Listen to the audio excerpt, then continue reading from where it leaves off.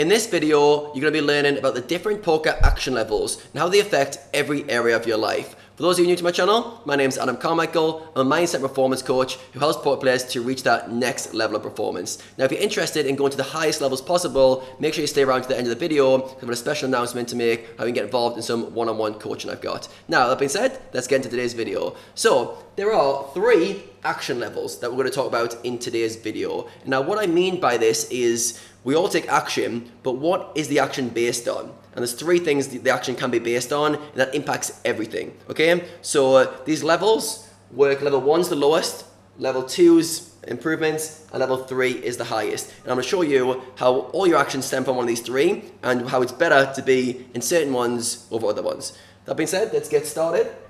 And level 1. Level 1 is fear, fear-based action, okay? So when you act out of fear, you act from urgency, you act because of consequences, you act because of deadlines, you act because there's pressure on you, and you're generally in a negative state. So how many of you guys make your decisions, or most of your decisions, based on that? How many of you guys play poker because of fear? How many of you guys wake up in the morning and jump out of bed because of fear? Because this is a big driver, and a lot of people don't know how to switch to level 2 and level 3. And they think if they haven't got fear, if there's no fear there, then they wouldn't act. Which isn't true, and I'll show you why it's not true as we go on in this video. But if you're acting from fear, you're acting from a negative state. That's the biggest downside. And you need all these pressures, consequences. So yeah, a lot of poker players live in this zone. They basically play poker to make money. If not, this will happen. I'll study. If not, my game will get worse. I'll do this so I get this result. So you act from a framework of I must do X or else Y. I must do X or else Y. Now, early in my life, I was so living by the fear action. For all my university studying, if I didn't have a deadline with severe consequences, I would not do the work. I remember there was a few projects that weren't graded towards my final grade. As soon as I found out there was no consequences, I just didn't hand the projects in.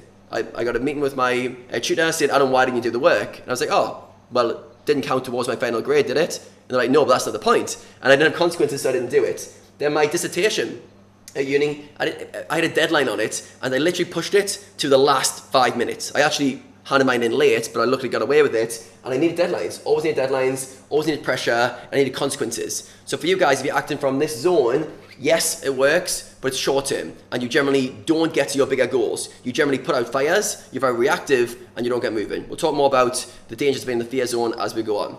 So once you get the fear zone, you go to level 2, which is a much bigger improvement. So level 2-based actions are desired, and they're based on what you want. They're moving towards your goals, towards outcomes. So it's when you wake up, you want to achieve something. You put in work, you study, you grind, because you want X lifestyle. You want X money in the bank. You want X opportunities to come around. So some of the trademarks of the desire level are you're inspired, there's opportunities that you're thinking of, you're energized, you're goal-driven, and you're in a positive state. Okay, so this is way better than fear. As you can see, you're moving forward, you're moving towards things, you're not moving away from something, okay? And you, as a consequence, you do X to get Y. You go to the gym to get a better body. You grind and study so that you get more money in your bank account. So you're working towards outcomes and you're making trade-offs in order to get those. So this is a much better zone to be in, and you want to be here a lot of the time. We'll talk about the difference between 2 and 3 in a second once we get into it.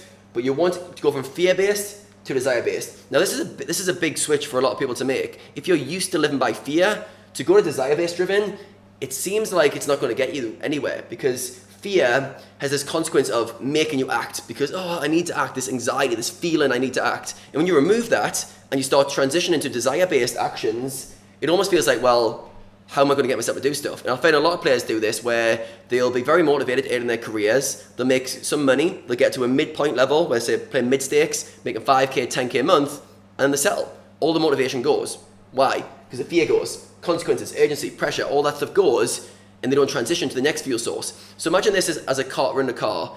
This is like a dirty fuel source. It can get you going, get you started, it can jumpstart the car, but you run on this fuel long enough, it's going to burn you out. And it only takes you so far.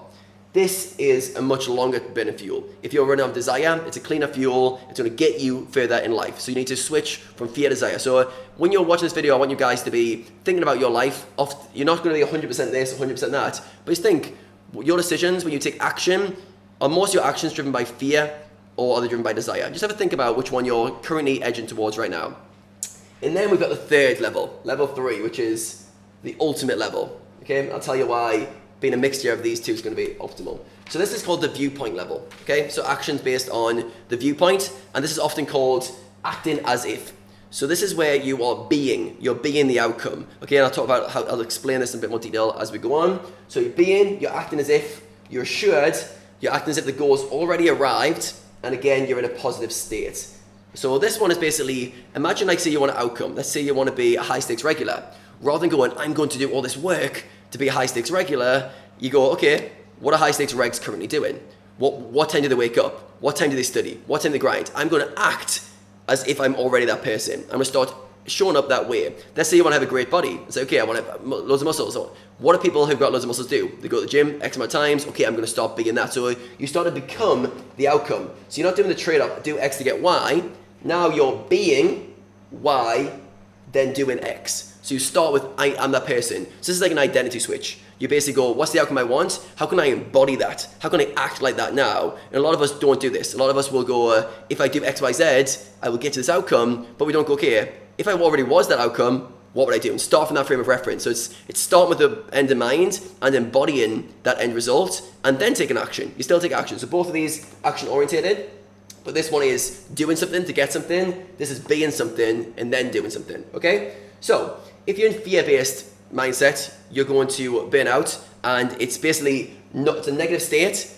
Negative attracts negative over time, okay? So if you're in a negative fear-based mindset, you're not going to get your goals. Just put it out there, you're not going to get your goals if fear is the fuel. You'll get past insecurities, you'll get through consequences, you'll get past deadlines, but you won't get to your end destination, or destinations that are desirable, because you're based on fear. If you're in desire, you will get to your goals. If you use desire as your fuel source and you take action based on desires, you will get to your outcomes, okay? It's like setting plans, making goals, energize, you're looking for opportunities, you're moving forward, constantly progressing, okay? So if you stay in desire based long enough, you will reach your goals, as long as you don't get dragged back into fear. It's not working. That's fear dragging you back in. If you stay there here long enough, you will get results. Now, if you go on a viewpoint and you start being the end result, you start being acting as if and already feeling like that's arrived, not only will you achieve the goals, you'll achieve them quicker. So this is like a linear progress, and this can be like massive jump, okay? So if you start internalizing and acting as if the goal's already arrived, that's the ultimate state. Now, generally, for most goals, you want to be a combination of 2 and 3.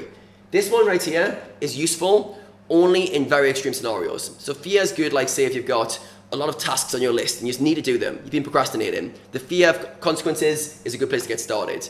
Or if like you're in an emergency situation, you need to make X amount of money to pay for some bills or a certain life situation. Fear can get you out of a short-term situation. But think about fear, only very, very short-term. It should not be the fuel source. But desire-based, this is like getting plans, being goal-driven, being organized, and then the viewpoint, acting as if, these are the most powerful. So you basically want to, most people should be living here and then spending time here. So right now, think of a goal that you're trying to achieve and go, am I trying to achieve it based on if I don't, X, Y, Z will happen, fear?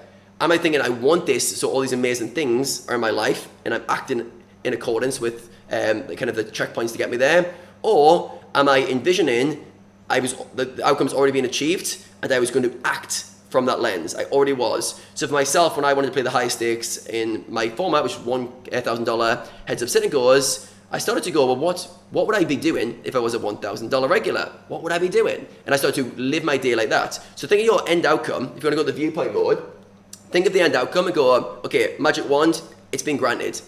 Talk me through your day. Talk me through the day of the person who has achieved that. Talk me through exactly what it would look like. And you can start to live like that. So be it, feel that it's already arrived, and then act out of that lens. So let's use the example of someone who wants to make money.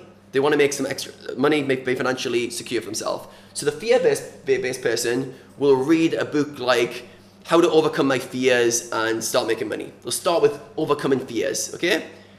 Someone in desire-based mode, they will be how to get rich quickly, how to get rich making XYZ schemes. In the viewpoint person, they'll read biographies of people who are already rich. They'll read success stories from rich people so they can put themselves in their shoes and go, oh, if I was rich, these are the things I would do. And as a result, this person would be basically taking actions based on fear. They'd be like, oh, okay, I need to do this, I need to do that. They'd be trying to get ahead, making very short-term decisions. The desire-based person, they would be setting plans and actions and setting goals with schedules and projections. And this person would just be doing what rich people do. They'd be doing what rich people do. They'd be reading investment books, even though they've got no money to invest with. They'd be doing the tasks and occupations that rich people do, even though they haven't got the skill set. So you start acting as if. So very, very powerful. I want you to understand how powerful this is and understand you need to be switching to desire and viewpoint if you live here. A lot of people live here, at least majority of the time, and that from there you can never achieve your goals. So you need to switch that in order to get to more desired and viewpoint based. Now, if you enjoyed this video and you're serious about taking your performance to the next level in 2020, I've got a few spaces available in my one-on-one peak performance program. That's to work with me one-on-one in a coaching program to build your mindset, your performance, and your lifestyle to achieve any goals that you set your mind to. So if that's something for you, if you're serious about this, click on the link in the description and you'll be able to apply for a free coaching call with me to see if we're a good fit to work together. Thanks for watching this video, and there's going to be plenty more coming from me very soon.